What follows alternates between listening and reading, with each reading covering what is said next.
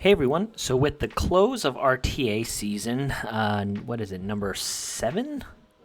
I don't know, somewhere around there. I figured now is a good time to do an updated tier list. So the one I did last time was back at the very end of November, early December. And I figured it was just a good time because a lot of things have definitely changed since then. It's funny, as unfair as LDs are, you if you have most of the good ones, or if you have them, I know that's like 1% of the player base, but I need to preface that because the reflection of my PvP tier list here kind of reflects that. Like there's only 3 top tier heroes, and then the rest are all kind of like within these groups where they're going to be playable, usable, and so on and so forth. So even with the OP LDs, the type of picking and stuff like that has amounted to some interesting gameplay. But the problem is, and the caveat is that you have to have all of the options, and that's really never the case for a lot of us. But that's why the list looks the way it does. So without further ado, we are going to talk about this stuff. I do want to mention this PvE only list.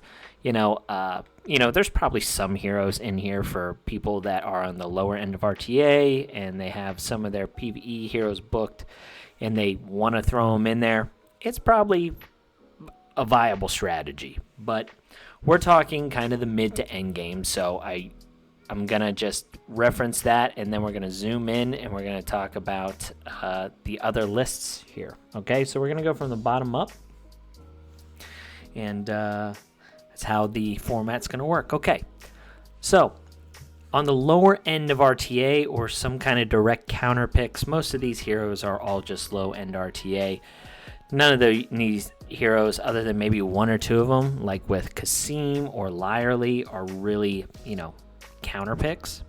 So, I just noticed I'm a little too far zoomed in. Okay, there we go. So Brand.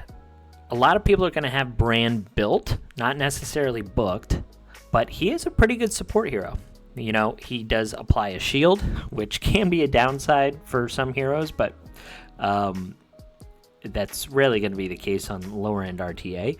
But yeah, he provides a lot of bulk and he can remove debuffs. And I think in the lower ends of RTA, you're going to be dealing with crowd control stuff, and Brand only really needs health and resistance.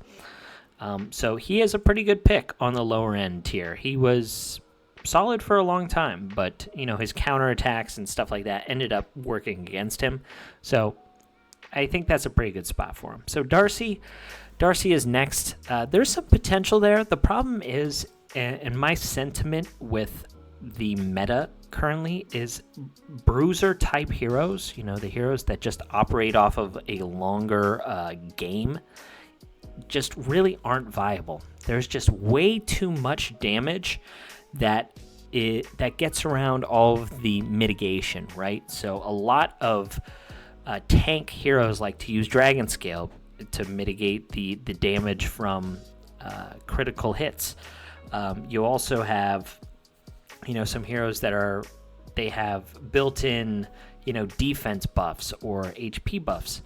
But the problem is there's just so many different types of true damage or defense, ignoring effects that just don't make bruisers viable. So I would say if they changed the application or the effect of Dragon Scale to just 25% damage reduction, I think bruisers would have a chance again. But as of now, with Ace probably not making a whole lot of changes to the game in the foreseeable future, I would just think bruisers really aren't the way to go. So EFD, she does have a really good trade, and that's what makes her good. She also has a pretty good ultimate for RTA, but again, this is all lower end because that kind of stuff just ain't going to fly in the high end. Fiona, again, same thing as, Darcy, just a bruiser hero, so she's really not going to work on the high ends or the mid tier. Flaming Mila, she's an okay counter pick to somebody like Guan Yu. She puts up the damage down and then she counterattacks, so it's kind of nice. But that strategy really isn't going to work. She's extremely slow, so she's probably going to die right after she counterattacks Guan Yu. But it is worth mentioning that, she does have that application. Kasim is here because he's actually going to pair nicely with Guan Yu. He is built very fast. He can be really quick. On top of that, he's a really great hero to invest in for PvE just because of his application in Guild versus Environment, also known as Ruin of the Gods, and Guild Boss. So he can be used, in complement with Guan Yu. Kasim, still probably an okay pick for some OE damage dealers. Most of the meta is not that. But on the lower ends, I bet you he can really steal you some wins. I really like this guy. I wish he was still viable on the high ends, but he's not. Levi, same thing. He's there for the cheese, hoping that you make people dodge, and then he counterattacks and just wins games that you shouldn't. But again, that strategy ain't going to work on the high end. Lyerly, she is here for a counter pick for like Aurea, and that's really about it. So, yeah, that's basically her whole purpose. The other thing, though, is with her buff, she can be built with 50% crit rate because I think she gives herself crit rate, which is kind of cool. So Mauricio is another one who's pretty good against Guan Yu, but he gets completely smoked by somebody like Karma. So if you're trying to counter Guan Yu and you're bringing Mauricio, just make sure he's like your last pick or something because Karma's just going to crush him. Morrison, I also think that he probably has some applications in RTA, but again, his problem is he's a bruiser, and I just don't think they're viable. Mathasia's still really, really good to revive everybody, but there's a lot of strong fire heroes in the meta, so she really doesn't stand a chance. There are some very strong Mathasias out there, but just with, again, all of the true damage, max health damage, defense mitigation, it's just not worth it. Savannah is a pretty decent, low-end counter to Oderic, and I say that loosely because she'll have the highest attack on your team, most likely, so whenever she gets a chance to go, she can attack Oderic. Oderic will counterattack and kill her, and then her attack buff will go to your nuker. So that's kind of a cool application, but really not viable, for people who know what they're doing. Tashir, pretty decent counter pick against heroes that bring self buffs, things like block buff, things like the attack or shield, at the very beginning of the round or something like that. She can help you win the speed race, so it's kind of a neat interaction. Therese is the same version of Kasim, just water. He's a lot... it's different, though, because Kasim dodges and he just reduces damage mitigation. The thing that is nice about Therese is there's really not a whole lot of good water heroes. So that's kind of why he would be viable. But outside of that, that's really the only thing that gives him promise, because most of the heroes in the meta, as I said, are not AoE, so he suffers the same thing as Kasim. Tia is pretty quick. She can be a good CC, but there's a lot of anti-CC in the meta between the immunity set, between Karma. You have Royce, Kelowna, all of those things, so it's kind of not a super viable strategy. Urian, I still think he could probably be a pretty good nuker for, beginning players if you were unfortunate enough to pull him. He probably seems really good to you if you just pulled him, but trust me, he's not great. Valeria, again, one of those few AoE heroes, and she could probably do some pretty good work on lower-end RTA, against some heroes that haven't built heroes very well. She can kind of spiral, so I think she's probably somewhat viable down there. And then last but not least is Yolanda. Pretty good shield, pretty good buffs with attack and immunity, and she's extremely fast. So she could definitely help you win speed races on the lower end without any real book investment or anything like that. So, yeah. Okay, now, playables. A lot of these heroes, in my opinion, they can do perfectly fine in the high ends of RTA, but they are going to be more of a subpar pick, you know? Some of them might excel with heroes around them, specific heroes like Goobeg, and Morgan, you know, aka Krabeg, as made famous by WhatsApp, or also Krabeg on YouTube. I should check his channel out. I've shouted that out before, but yeah, just in their own right, these heroes can be certainly top picks in RTA, but they are not going to be as strong as the heroes above them. So, Awaken. This hero, again, kind of benefits from just being water because there's a lot of strong fire heroes in the meta, and that's basically her whole shtick. The thing is, you know, one of the strongest heroes, which is Alicia, up here in great option, doesn't trigger her counterattack, and she also puts up unhealable. So she's kind of like a counter to Awaken, which is a bummer because that's who you want Awaken to counter. Or Afroni, I gave her two different names, but she is still playable for sure. But if it were me, I would not invest in her. Like if you're looking for somebody else, I would just wait for the seasonal hero and see, you know, where that takes you. Ashlyn used to be like the queen of RTA, and since then she's just been power crept. Alicia really puts a hamper on her, and then like I said, crowd control just really isn't a thing. But she is still a pretty decent AoE Earth nuker, but there's just not a whole lot of water heroes in the meta. So, yeah. So Atara's still really strong, you know, really great defense buffing hero. But the issue is her damage just isn't that great anymore. And on top of that, she is a hero that will see directly counters, so that's kind of a bummer. But still, for sure, very playable. She kind of helps with damage mitigation against people like Guan Yu, against like Fire Melisa and things like that. So still solid hero.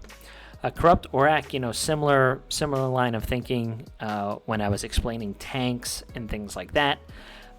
He's still pretty solid. He can do really good damage, but with his trait putting silence up, it's really uncontrollable of, you know, if you can trigger karma or not.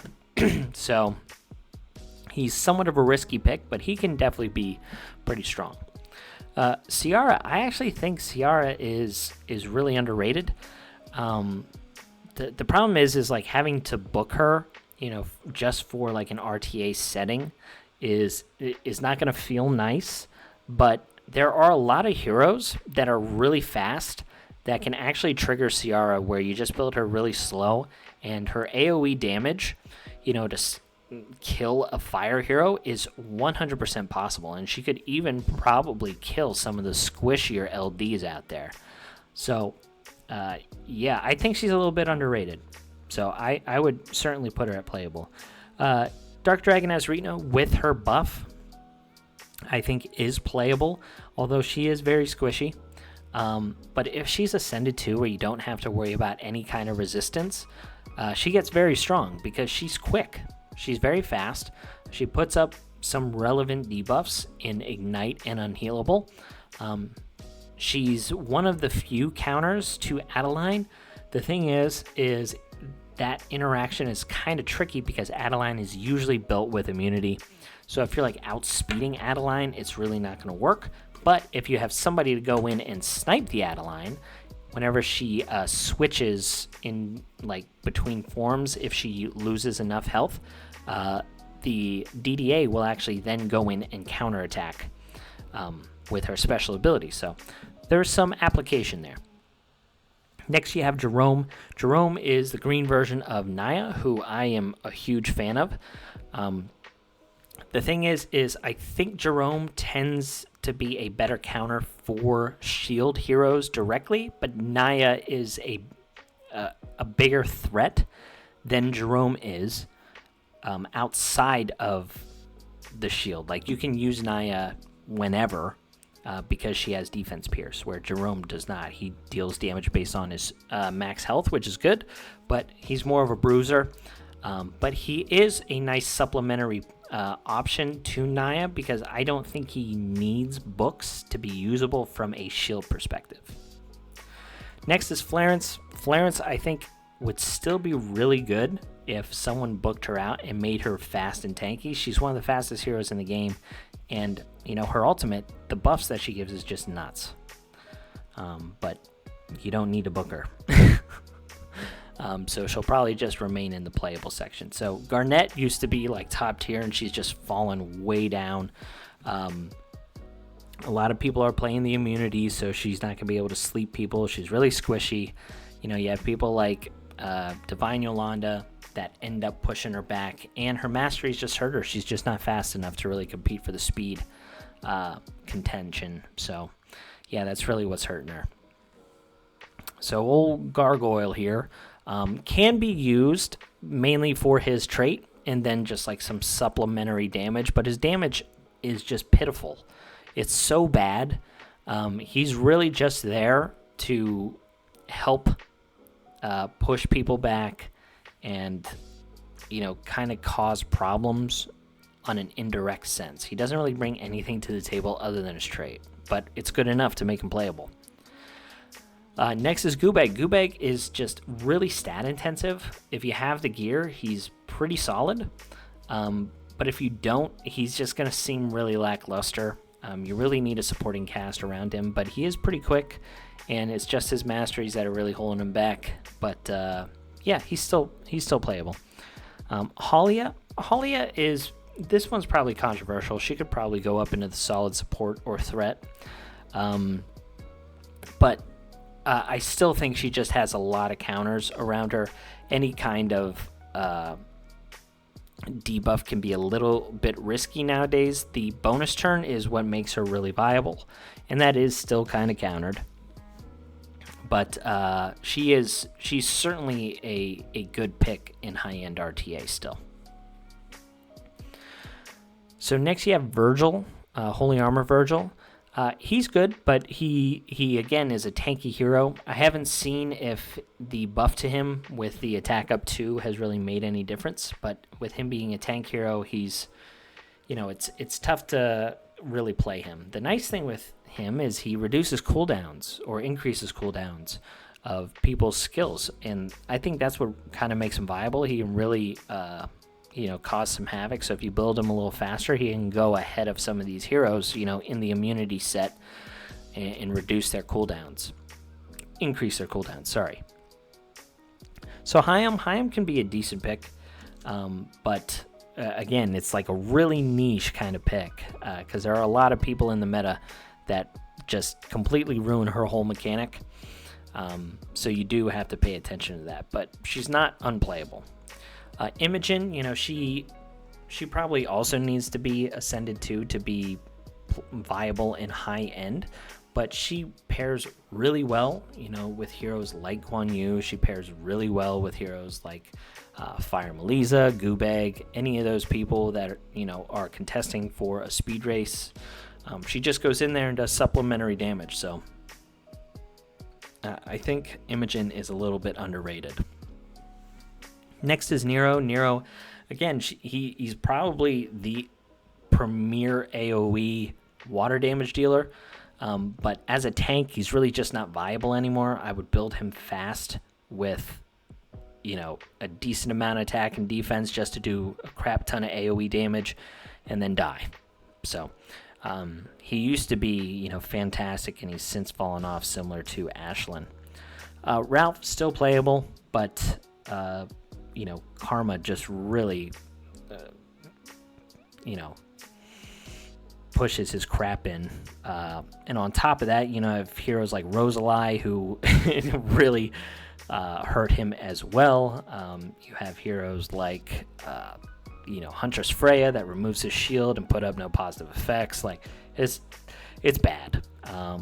He's still good in certain areas, but he does have a lot more counters. Shane also really good, putting up relevant buffs and debuffs. Attack down on people is pretty good. if he's A5, he has that that trait that allows people to survive a one shot, which is really good, and that's what he would need to be viable. But he's just like Clarence. He's very fast. He can outspeed a lot of people, take advantage, of some of these like joint attackers like Imogen or Morgan or Guan Yu. So Shane's pretty solid.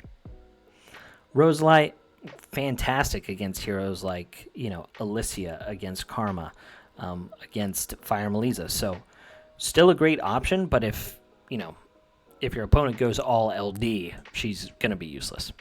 Seema, still pretty strong, but she does need investment, and I think there are better options, especially like Karma and stuff. You should not be prioritizing her, but she is certainly playable. Sharksel Andre has definitely come down in my book. He doesn't do enough damage, to the people that he needs to, and his stun is actually now a downside most of the time. Still okay, but definitely not as much of a menace as he used to be. Thor, same thing, solid hero, just the bruisers aren't where it's at. There's too many one-shot capabilities out there, too many, defense ignore, all the things that I've already mentioned. Zoltan, again, I wish this guy was better, but he's just playable. There's so many things that can kill him before he even gets a chance to go. The lifesteal that he has on his counterattack, it's not enough. Like, you would think that would make him nuts, but yeah, he's just playable. Sad. All right, so moving on. Solid support and threat. So Alicia has really crept her way up there. Her stealth has become very, very strong. There's been some really cool applications just in regular arena offense that Krabeg has shown with her and Orchi, countering Will-C Guan Yu. That's a pretty cool combo. On top of that, because her stealth is a special ability, it has the ability to trigger Dark Ophelia's trait and push everyone back and remove a debuff. A buff. So I think she does have a lot of applications there. It's kind of cool that she's come along in the way that she has. Next is Aubrey. So Aubrey with his buff, being able to grant that extra turn immediately is really, really strong. He's very fast. The problem is his speed ascension is at A5. If it was at A1, I think he would be, really top tier. And he's also kind of come along as a pretty nice counter to Adeline. His no positive effects isn't really something that you'd be looking to do, but his team-wide immunity is really good to stop Adeline's, energy reversal buff from going up. Badmar, fantastic support hero, good against Dark Ophelia, really good against, Light Nick, heroes like that. Putting up the unresistible no positive effects is really strong against heroes like Vengeful Hassle and things like that, so you make sure that he doesn't put up the invincibility on himself. And then he also has relevant debuffs with the defense down 2, and he can remove positive effects, so really, really strong. So Balberith, after they fixed him, I thought he became really, really good. I have a lot of fun with him, at the end of RTA there, where I was just using, red, green, blue heroes. I put the American flag up on my icon and stuff, and people were banning him when they knew that they were playing me. So that felt kind of cool. But yeah, just a great hero. He's still a little bugged in certain ways. Not in his revival, like in his trait and all that, but sometimes he'll get revived and he won't have 100% health. I'd have to reread his kit and see if that's working properly, but I haven't even bothered reporting it. But still, very, very strong. Next is Brand the Brilliant. So with his buff, I do think he does need the A2, but he is a really decent, AoE threat. He does certainly suffer, from that bruiser kind of, strategy that I was talking about earlier. but he does have self-healing in there. I think it's somewhat hard to one-shot him, and his stuff is unremovable, which is really important against heroes, like Dark Ophelia and stuff like that. Crazed Urzag has certainly jumped up. If he is A2, he is just a menace. I'm planning on trying to build some epic heroes to take care of him. But yeah, he's become a real problem. Like, those 5 blocks at the start of his turn is a real issue. Dark Nick, another great support. With him being RNG related with the Divine set, with counterattacks and stuff like that, I mean, he can really unfairly win you games. I think of him more like a Levi type hero, where if everything goes according to plan and he doesn't really counterattack that much, he's going to seem subpar, but on the games where he gets like 3 counterattacks in a row, you're just going to love it. Garanol, fantastic hero, but she does need support. She needs to find ways to grant her bonus turn, whether it's like Aubrey or Halia, or heroes like Dark Ophelia to push people to the back of the turn order so her speed doesn't get in the way. But if she goes, you must likely win. So, yeah. Huntress Freya, fantastic hero.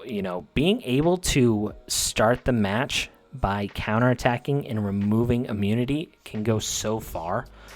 She's very fast, and she brings in joint attacks after landing defense down 2. Really great support hero, and if anyone counterattacks, it puts up invincible on heroes. So she's just got a really great support kit, and she has 100% surprised me in the RTA scene. Jerome, still fantastic. He takes out a lot of people, one shot. And with his buff on the guard situation, it's, like I have mentioned in the past, it's a bit of a nerf along with the buff.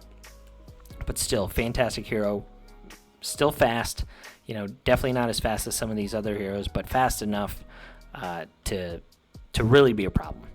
Jocasta, still one of the few heroes that have ways to deal with Adeline and Desdemona just directly in her kit. Team-wide invincible, immunity, defense up, team-wide, all of these things are really, really strong. Fantastic hero. If she was like blue, man, she would just be amazing. But with her being green, being able to be sniped by like an Alicia or something like that, or a Karma, is a bit of a downside, but she is very fast. Also, if she's 8-5, she has a ton of defense, and she can be pretty darn tanky. But yeah, great hero.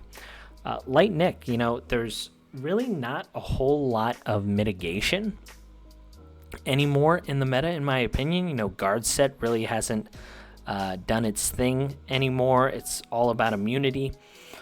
So if someone is not bringing in like a Badmar or something like that, Light Nick can one-shot people. He increases the attack of everybody. He's a great support hero, and can just do some damage along the way. So really great. Next up is Naya. I've been super impressed with Naya. I get disappointed at times, but then I got to remember that I'm playing against crazy LD heroes. But for the most part, the damage is just fantastic. And, heroes like Alicia and Adeline actually put up shield on themselves on some of their attacks. So, she does have relevance with the counterattack. But as I was mentioning with, I think I called this guy Jerome, actually. Donovan. I said Jerome. Donovan.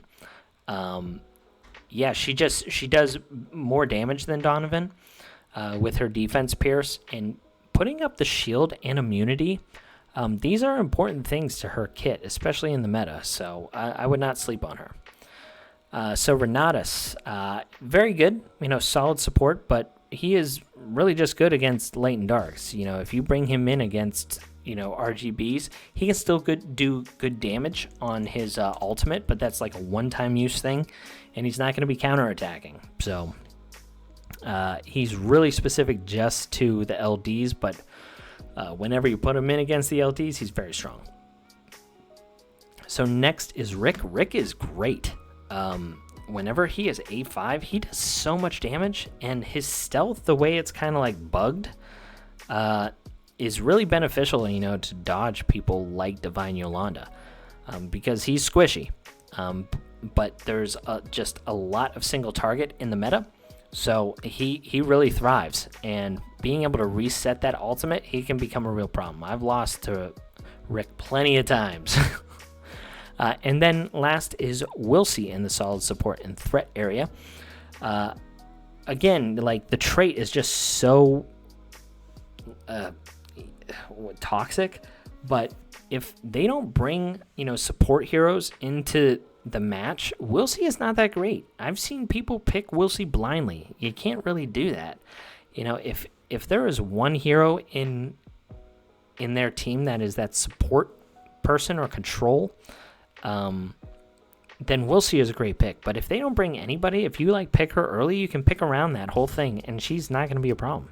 So that's why she's just solid. I don't think she's groundbreaker or anything like that. She's really good, and she's good against meta LDs, and some RGBs here and there. But overall, she is just there to counter some of the crazy LDs. But she's in the solid support threat because there's enough of them. All right, so great options. Alicia, she just gets better and better because of how good Adeline has ended up being. She's so fast. She ignores the defense. Just a fantastic hero. Can't say enough about her. She has been good since she's been released. Elise, another great hero, just disruption hero. She can outspeed, Alicia, kind of knock her out of the game. She can do the same thing with Adeline, the Dark Twin, Vengeful Hassle, anybody. Great utility. Does solid damage. The stuns, that are unresistible shouldn't go unnoticed. So, yeah, fantastic hero. Cordelia is still great. And in my opinion, heroes like Kelowna and Royce just aren't really viable anymore. The more that people have ascended legendaries, those epics just have a hard time competing. So you have one true counter to Cordelia, and that is Karma. But, you do have the option, of having Alicia, Sniper, or something like that. So that's still there. But I think Cordelia is still a top tier pick. So the Dark Twin has actually dropped because, Wilsey directly counters her. Renatus directly counters her. You still have Guan Yu. You still have Fire Melisa. If you are building her extremely fast and not with a little bit of bulk. Still crazy good, crazy unfair, but I think she has dropped a tier. They've introduced enough counters to her where she's not a slam dunk first pick. So Divine Yolanda, also same thing, with Wilsey coming out. It's definitely something that you have to be aware of. There are plenty of heroes that are built a little bit tankier, so Divine Yolanda can't one-shot them. And then with her being fast, it actually kind of makes the gameplay with her a little wonky, because you want her to kind of go after one other person to get the most of her ultimate. But with her being so fast, it's actually kind of weird, but still great, of course. Her S2 is a little underrated, in my opinion, and then a lot of people will forget that on her basic, she's still doing a lot of damage, and it removes a negative effect. So, yeah, still a great hero. So, Desdemona, still top tier. Obviously, immunity is a thing, but not being able to be counterattacked, she doesn't have to deal with the Renatas of the world or anything like that. The unremovable, unhealable buff is really strong. If she's paired in tandem with somebody like Dark Ophelia or Huntress Freya, where they're going in and they're removing the immunity debuff, Desdemona just wins you the game, So she's still very strong. So Doomweaver Valyria, I actually debated on moving her up to top tier. I just hate this hero. She I don't know, she provides nothing to the game. She literally just sits there and dies and then wins you the game. I can't stand this hero. I think she's one of the dumbest ones out there. A lot of people rely on her, a lot of people. I've noticed playing people that use her and then you end up banning her. Their whole strategy stinks. It's kind of embarrassing. But anyway, Yeah, she's obviously very strong, being able to ult twice if she's A2. Stunning, ignoring defense, like just idiotic. Guan Yu, fantastic, great option.